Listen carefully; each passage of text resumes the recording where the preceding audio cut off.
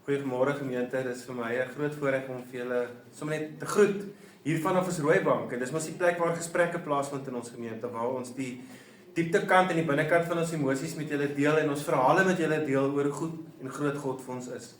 Nou by my op die Rooibank vandag is Sasha Mostert. Sy was een van die leiers vir jaar in die belydenisklas en het 'n groepie van 7 jong belydenende lidmate begelei saam met Ellen Kane. En hulle gaan Sondag belydenis van geloof aflê. Sasha, ja, wil jy 'n bietjie meer oor jou ervarings van die jaar vertel? Ek weet, dit was vir jou ook 'n voorreg om saam met jou dogter in die groep te wees. Ietsie meer sommer net oor jou ervaring, jou positiewe ervarings en miskien kan jy ook sommer vir die gemeente sê waaroor jy bekommerd is oor ons jong mense vandag. Dankie Jannie. Opgewonde, verskriklik opgewonde daaroor dat daar Sondag 10, né? 10 gaan belydenis aflê. Dinge het 'n bietjie verander van ons se tye af. Daar's nie meer soveel druk om dit te moet doen nie. So die 10 mense wat hier staan, doen dit baie bewustelik. En dit maak vir my opgewonde. Ek hoor jou hart. Hulle dink daaroor, hulle het baie diep daaroor gedink en hulle het 'n besluit daaroor gemaak. So daaroor is ek opgewonde. 10 het baie doelbewus die besluit gemaak om deel te wees van God se familie en op so 'n publieke manier dit bekend te maak. So dit maak my verskriklik opgewonde.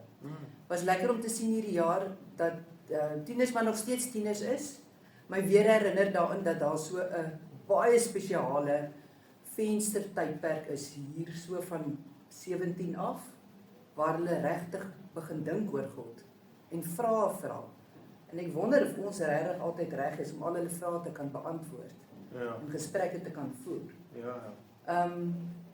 Maar dit het my net weer opgewonde gemaak. As ons bereid is om tyd te gee en te luister na hulle vrae. Hulle het vrae. Hulle wil weet. Ja, ek onthou met een van die skoolverlaterskampe waarop ek was in Namibië destyds, was een van die grootste behoeftes van skoolverlaters van matrieks is nie soseer om iets te besit of om 'n studierigting te kies al nie, maar dat hulle ouers het wat regtig na hulle luister en ek hoor jou hart sê dis eintlik een van die goed waaroor jy bekommerd is.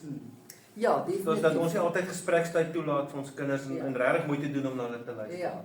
En ek moet net sê ek het self 3 tieners, waar pas 'n mens dit in tussen reël vir skoolgoeders en 'n raas oor die en daai en ek kan dink dat hulle dan partykeer voel om dan nou 'n diep vraag te vra oor God pas net nie en dan gaan die oomblik maar net weer verby, maar ons moet slim raak daaroor om tye te skep dat hulle gemaklik voel om met hulle vrae te kom vra, want dit gaan verby. Ja. As hulle uit die huis uit gaan, begin die lewe en dan daar gaan hulle aandag en dan gaan wonderlike geleenthede eintlik al verby. Ja. So ja. En hierdie 10 wil beleggings maak in God se koninkryk, nê? Ja. Het jy dit so gelees? Ek het dit so gelees en ek hoor dat hulle opgewonde is, dat hulle wil betrokke raak. Maar ek weet ook partykeer dit is mens van goeie voorneme. Maar daar gebeur nie veel meer nie. So ja, ons sal maar net ons voetwerk moet reg. Moet reg hê, hulle aan die hand vat en hulle lekker betrokke kry. Ja, ek is opgewonde oor hulle. Gemeente, ek en Sasha wil julle nooi na Sondag se erediens toe. Ons gaan uit 1 Johannes 4 en 5 gaan ons 'n bietjie saam kyk na Johannes se pastorale brief en sy omgaan met die gemeente. Ons sien julle Sondagoggend 9:00 by ons erediens. Lekker dag.